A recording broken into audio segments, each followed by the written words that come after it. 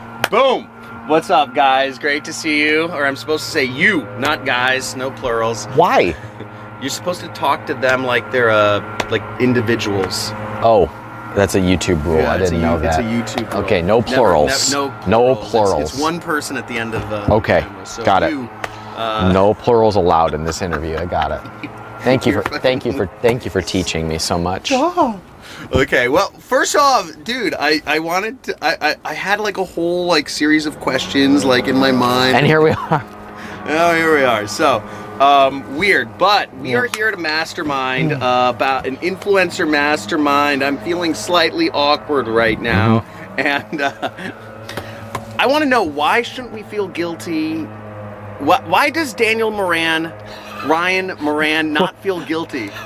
There's no guilt in being a capitalist. So there's no guilt here. What is crafted this amazing person? Yeah, it's interesting. Where does it come from? You know what's interesting is entrepreneurs get successful after a while, and then some of them become big liberals, where they feel guilty about their success and they feel they need to like give it all away. I don't know anything about that living in LA. Yeah, right. Well, where I'm getting is like there's like inherent guilt that happens sometimes when people become successful, and that's just an unnecessary belief. And the reason is because like the greatest way to make change in the world is through a profitable business. Because business is ultimately the way that you distribute something profitably. Now in like the YouTube world, we tend to think of business as a way to have passive income so that you can be selfish and live a better life. But the function of business is so that you can distribute something that has a meaningful impact on someone else. Yeah. So the best thing you could possibly do for the world is for you to be rich and successful, for you to profitably distribute what it is that you want to share with the world, a product, an idea, a service, whatever makes a meaningful impact for somebody else. Like that is your greatest gift to the world, and you should be able to do it profitably. And the more profitable it is, the more good you are able to contribute to the world. And so there's no need to be guilty about that. So here's by the way, guys, this beautiful, I don't know if there's, I'll throw in some B-roll afterwards, but we're at Ryan's lake house right here this for in B-roll. Austin, Texas. But I got some B-roll for you, John. Oh God, you're fucking crazy. But dude, actually this is really interesting, is like guilt to become successful, not after people become successful and they're like, we're giving it all away. Do you have to separate, like, do you have to get rid of guilt just to become successful? Like, is there a relationship between guilt and success? Money will amplify whoever you are. It's just like alcohol. Heard that, right? Yeah. So if somebody loves attention, and that's how they get love and how their ego is satisfied, and you give them alcohol, they don't become a quiet introvert that's cute in the corner. Sure. They become the loud, boisterous person at the party. It's the same exact thing if you give someone money. Money is an amplifier, just like alcohol is. So if you have somebody who feels guilt about whoever they are, and you give them a lot of money, it's going to amplify that.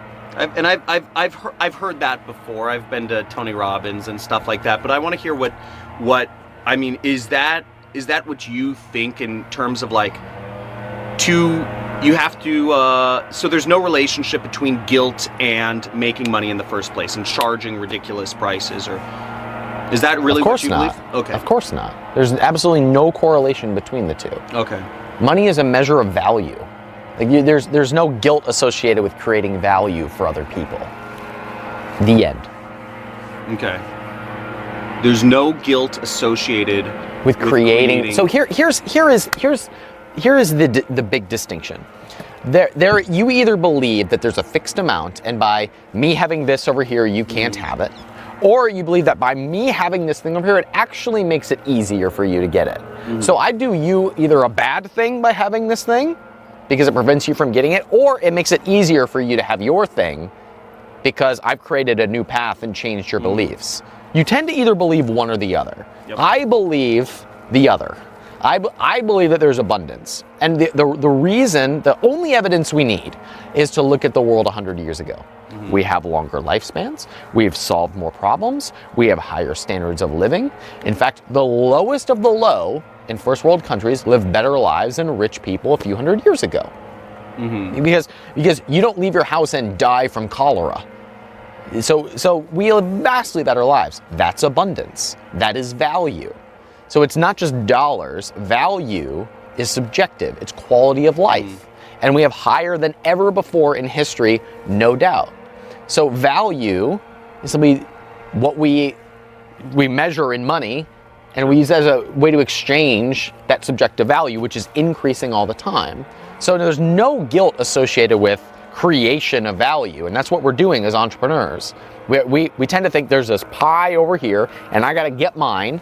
But the truth is, you're making the pie. Like you just add more to the pie, and some of it comes to you. I totally agree. Now, as somebody who's created, assisted 500 people in becoming millionaires, do you think intelligence has any? Do you think IQ or intelligence has any effect on? Yes. Okay. I don't even know what the next question is, but yes. So yes, obviously, like intelligence is a variable. Now you can overcome a bunch of different variables. Like hard work is a variable. So intelligent people don't necessarily work harder. Hardworking people aren't necessarily more intelligent. It's just a variable in the overall equation. Now some of them are within your control. I would even argue intelligence is a little bit within your control. A little bit. Like you can do things to become smarter. And I'm talking about the way people are born. I'm not talking about the books you read or the college you go to. I'm talking about. So you're talking about natural, innate talent, like innate talent. Yeah. So yeah, that's a variable, and you can't change that, but you can change a whole hell of a lot of other things, and those are things within your control. We do all this focusing on what we can't control. Meanwhile, there's a bunch of things that are, and you don't get rich or even improve your life or anybody else's life by focusing on the things that you can't control. You focus on the things you can control. And as soon as you double down on that, you can change whatever you want. Now you invite a lot of ridiculously successful people. You've been around a lot of ridiculously successful people. You told me earlier that you really try to keep those 5 people, or you are the 5 people. You try to keep some really high value people around you. Are there any public examples of people you've personally met that you can say they don't have a lot of natural intelligence, but they have overcome it? And oh man, I mean, and yes, this is being broadcast on YouTube, but you don't need. Grant Cardone doesn't have a lot of natural intelligence. Grant Cardone doesn't have a lot of natural intelligence. How did he make up for it?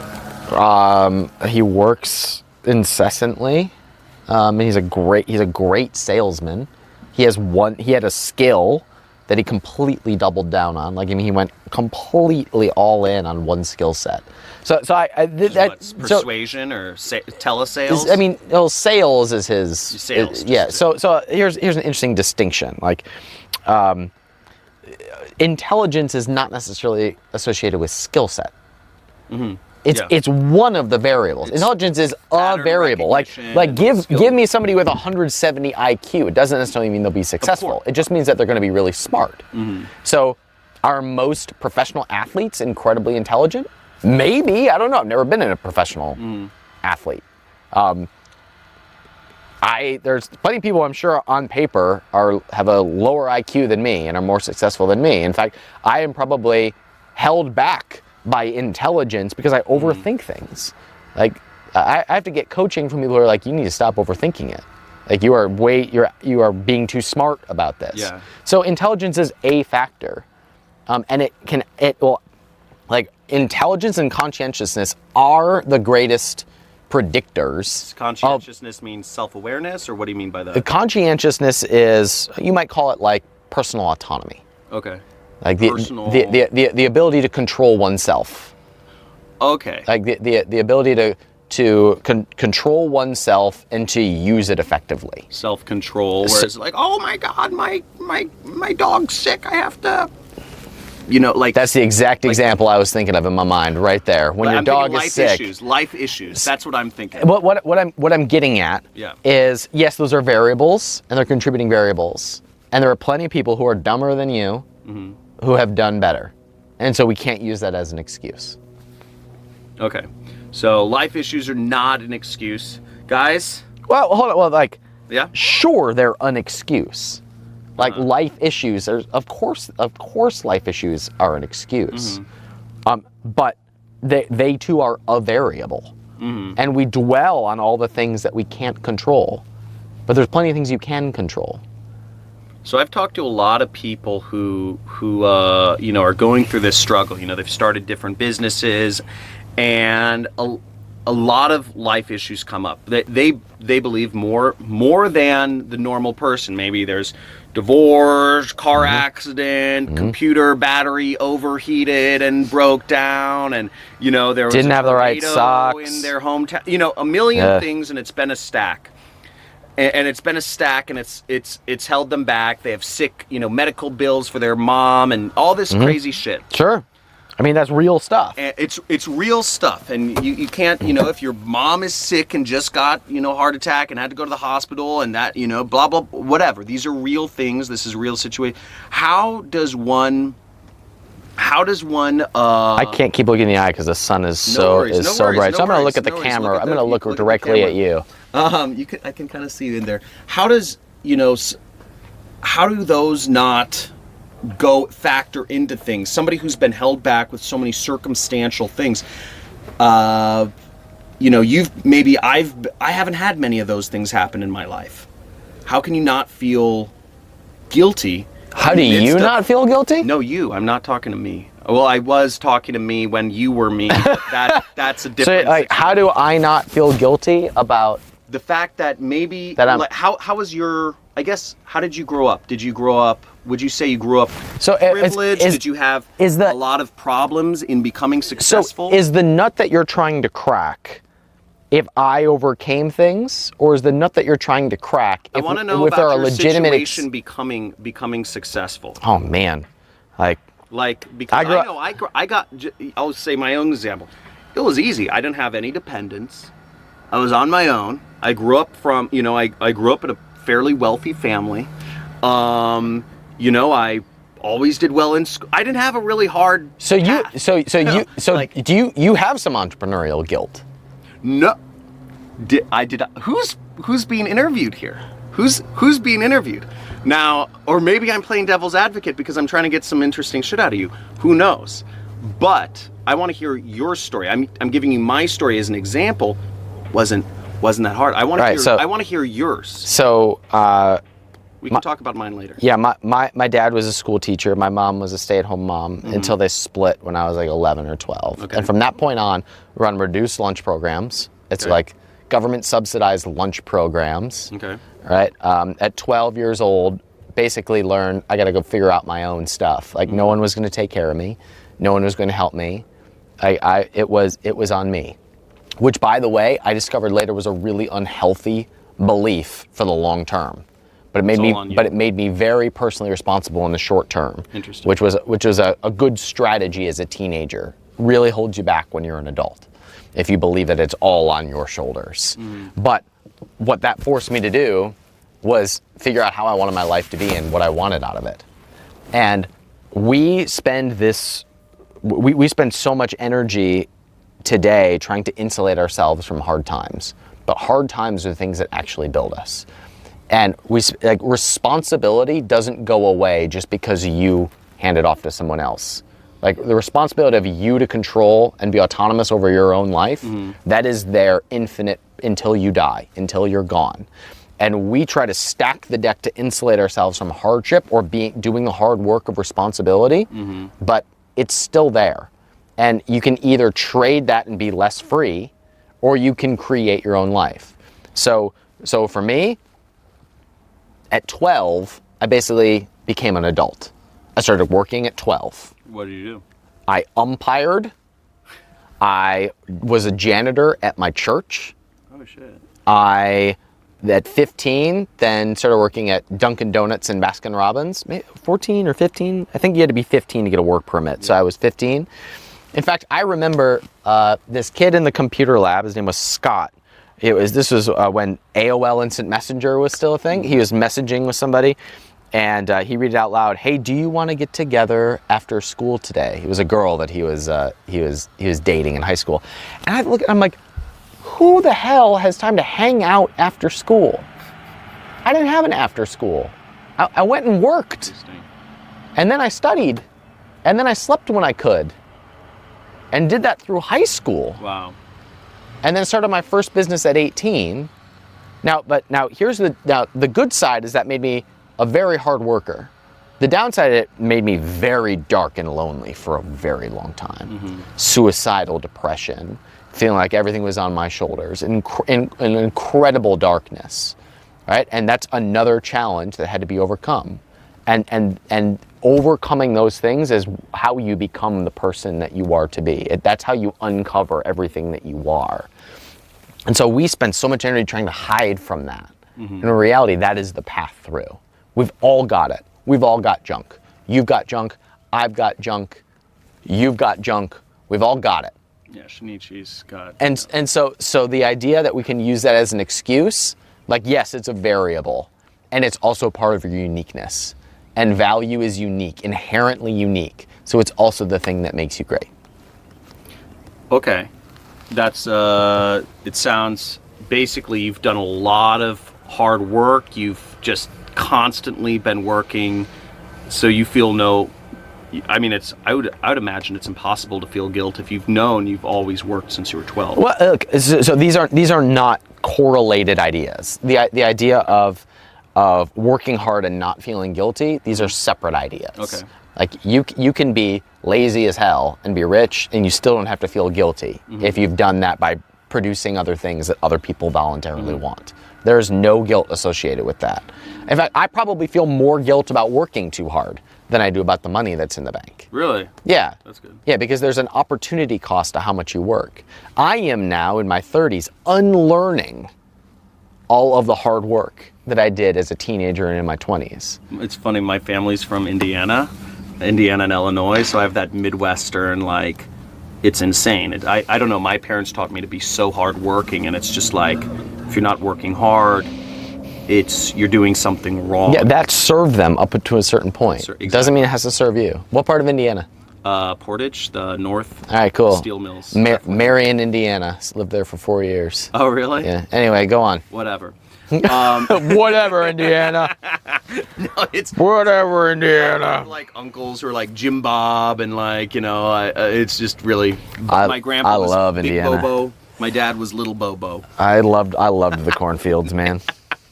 Loved them. Funny. Love Indiana. So, okay. So basically now you're a big proponent of capital. So like Yeah. a little bit. You only founded the capitalism conference. Right. Now, why? Right. And I remember you saying, like, why is it so important? There's lots of strategies you've used to, you know, become wealthy, and you've taught some of your stuff, and I teach people how they can start internet businesses and yada, yada, yada. But you've started Capitalism Conference not to teach a specific way to start a business, but as a way to connecting people and helping entrepreneurs or aspiring entrepreneurs. What was the point of it? Because you'd been talking about this a little bit earlier, and I actually think it's really intriguing and would like to hear more about the impetus. Yeah, so the impetus was realizing that if I really wanted to go where I wanted to go, which is my ultimate goal is to buy the Cleveland Indians. Which is so weird. He's serious, by the way. He's so weird. What's weird about buying the Cleveland Indians? Get out of my house. You're in Austin now, bro. So Whatever. You have never loved anything, Baseball. John. You don't know what love is. So I can tell you what love is if you want to know later. Stop. Cameras are rolling. Where are we going with this? I wanted to hear what the impetus Right. behind So midget starting, porn. which is it's not a big. It's not like there. I just don't think there's a ton of money in events. Like There's not. No, there's shit money in events. It's not right. Like, so no, the it's impetus was this. $10 million The impetus was this. I have this goal. Yeah. Right here. And in our world of talking about internet businesses, like that's great up until a certain point. And when you get that, you say, okay, well, who's like building a real business? I have money. I have a lake house. I have another house. I own all of this because of what I did at the Capitalism Conference. So I had built. Oh, interesting. I had done the internet thing, right? You can make $10,000 a month in your underwear or whatever. Yeah. Okay, great. Yeah. I wanted more out of life.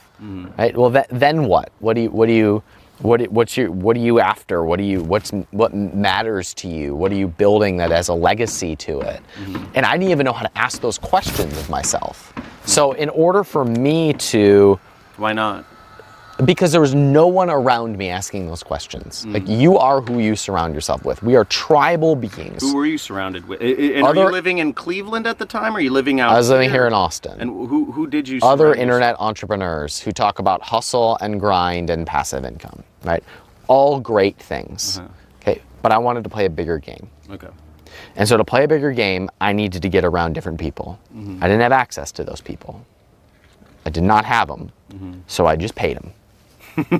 Beautiful. So it's I beautiful just what money can do. I found out. This was all of my retained earnings at the time.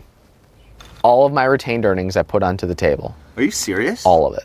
You're I rolled all the dice on my first event. You're freaking crazy. I am not crazy. Are you serious? So here's this was my nuts. It was not nuts, and here's why. So don't ever put all in. Yes, go on. So I would say it is a good investment to roll all your dice on a mentor. I just knew I couldn't pay the mentorship fee of the people I wanted to be around, but I could get them for a day. I get them for one day to all fly into Texas, and if I spent 3 days with those people and invited other people to join, maybe I could help mitigate the cost. And what are the booking fees of some of these people? I'd imagine 25 to 250K. Yeah, it's a good range. That's a good range. Okay. Yeah. So I was spending hundreds of thousands of dollars on just to get these people in. Yeah, it's not cheap. It is, and that does not factor in. And then we fed all the attendees and had like all the stuff, right? So. Yeah, this was not a business to me. What happened then was over the next couple of years, I built a company to $10 million and sold it, right? I started inspiring a bunch of entrepreneurs around the world. And the reason was because I started thinking differently. I started putting together the thought patterns of the sharks on Shark Tank and the Gary Vaynerchuks and the people who ran big enterprises. And as a result of doing that, your brain just fires differently. And so we can all think of a time where we met someone and everything changed. Like 100%. Like there was a person. One of my buddies, Jeff Wood, says if you've hit a plateau, it's because you're missing a person, not a piece of information. Because how many times do you go watch a YouTube video, and then you're like, that was good information. What do I do now? It just becomes a longer to-do list. But when you meet a person, you change. And you're talking physically, right? Yeah, well, yeah, but I mean, biologically we change. I mean, we literally change literally. This is some trippy stuff right here. So if an alpha male dies, the second in line usually becomes alpha male, and there's a testosterone increase that literally prepares that person to become the alpha. In humans? In humans. In humans. So how does that, Tony Robbins dies and I'm just going to get somebody else? If he had a second in command, if Jarek, his son, took over, there would be a physiological change in him of now leading that empire. That's totally... Isn't that crazy? That's really weird. And biologically, we're wired to be predispositioned for certain fit in the tribe. So it is you change and you change your environment. It is a both and. So all this to say, who you surround yourself physiologically changes you. Biologically, physiologically changes you. And it changes what you think about, it changes what you normalize, it changes what your habits are. Everything is who. It's not what, it's not how. Sometimes it's when, but it's always who. That the hack. The hack to making $1 million is hanging out with people who make $1 million. That's the hack. We could go through these algorithms and systems and all of this. You are not likely to force yourself to actually will yourself into doing those things. But if you are surrounded by people to where that is normal and natural, you just become that person. You have to. The tribe says you have to. So I, every year, just book the people that I'm scared of, or the people that challenge me, people that make me play a different game, and I bring them into Texas, and I put it all on the line for the capitalism conference, right? I make my money in other businesses. Capitalism conferences I do for me and for my people in order to play a different game. And that's why my life has changed so much in the few years that I've been doing this, and why everybody who goes to that says the same thing. Interesting. And dude, that That is all. What's funny about this is it seems so easy. Like he's like, oh, this is a hack. Oh, just surround yourself with people who are like where you want to be, or like he's saying it's a hack, but it's like it's actually a real hack. And I'm gonna just kind of parrot this. My really quick origin story is I was working for an ad agency, and this guy Chris Daigle, who's a consultant for good friend. So he invited me to the secret society mastermind group, which is this guy Neil Strauss, this author Neil Strauss has this group that it was like $50,000 or $100,000 a year, and they were having a get together at they do once or twice a year at the Roosevelt Hotel in Hollywood. They rented out the whole second floor. There's a bowling alley, a lounge, all this stuff. It's all these like uber rich, douchebag, super rich marketers. Who else can afford $100,000 a year for this like really? That's hack. You got to be a douche to be successful. Not a douche. But you know what I mean. It was Neil Strauss's group, so I understand. Yeah, but the point is, I was there and I met the guy who I felt imposter syndrome. I was like, oh my God. Every person I'm talking to, they're like, what do you do? I'm like, oh, I'm a pay-per-click manager, like analyst. Like, it was crazy. But from there, I got one client, which ended up paying me $50,000 a month.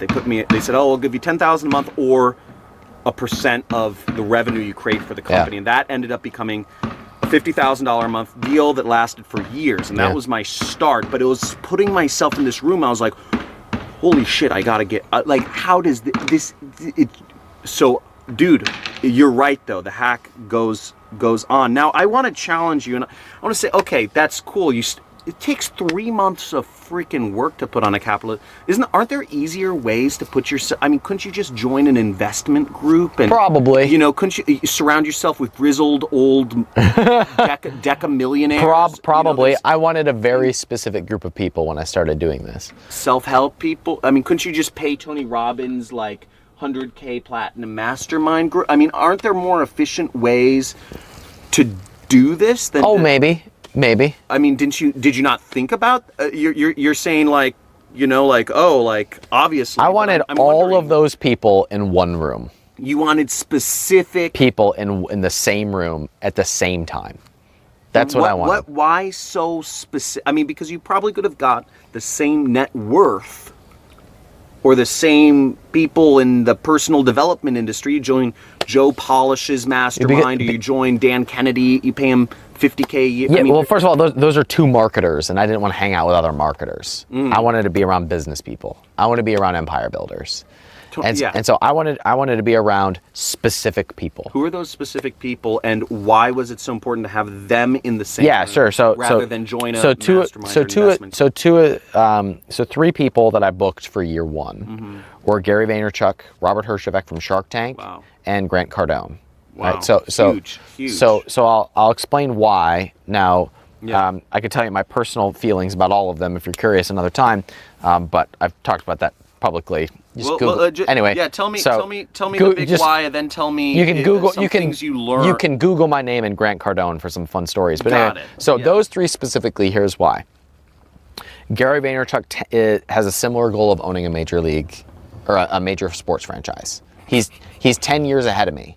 So I want to find out how he thinks differently from me. How's he 10 years ahead of you? He's 10 years ahead of me in terms of net worth and following at that time. Okay. So I want to know, how does he think differently than me? And so if I spend a day with him, I think I'll be able to get 80% of how we're different. I want to know how he plans to own the New York Jets. I want to know what he focuses on in order to build that. What's the strategy that he plans on doing? I had never heard him talk about it before. Now he talks about it publicly, but I think that was the first time.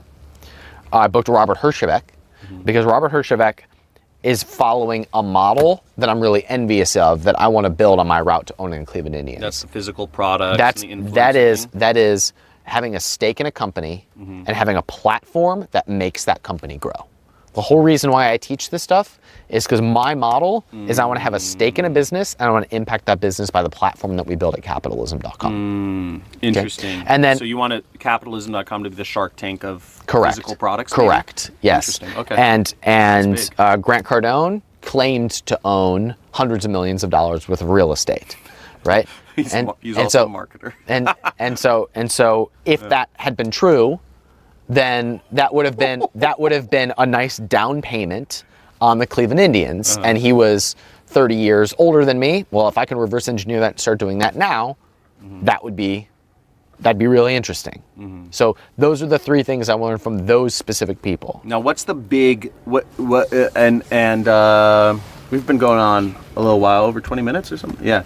What is the big? I don't leave the audience with what is the big thing that you learned from this overall, and not the.